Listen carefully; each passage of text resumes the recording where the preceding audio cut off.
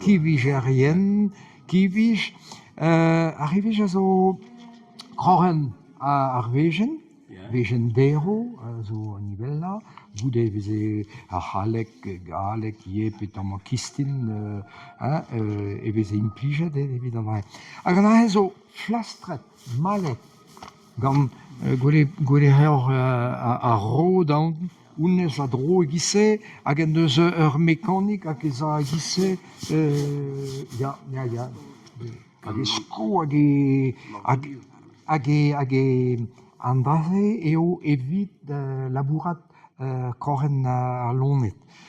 Laket fonj bras, amañ e lambol eo a 300 megadin puce, lakom puce, un puce zo mate eus amañ, bete gamañ, pevarmet bennak, var pevarmet, hag eo a perveran traoù egise e lambol gemio.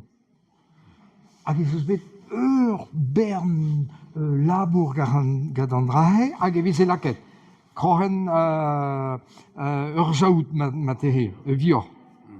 Goude e veze laket un tamm dour, hag a goude un tamm traoù flastret egise ur gwiskat, ur krorenal, ur gwiskat krorenal, hag al, hag e pat pevarmis be c'hwermiz e veze laousket egise barz an dour, barz gant ar rivij, hag a goude e veze ten e kuit, e veze just, hag e oa c'hwez divalo, e veze just memeus gwelet an dra ar fonz amañ a dre gant va takoz, me oa pemp bloaz d'ar poent-se, setu eus deg a triugen, spent deg a triugen bloaz deja eus an dra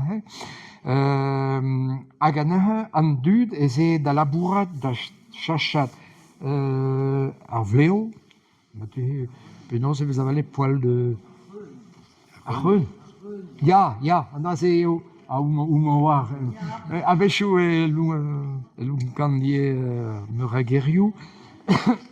Hag edan, gant an danvez-se, a penaos a ler e oa souploc'h, a ne vrene ket ken imputresibl e oa divarbenn a rivij. An dra oa spontus a labour e lambaoù gemio.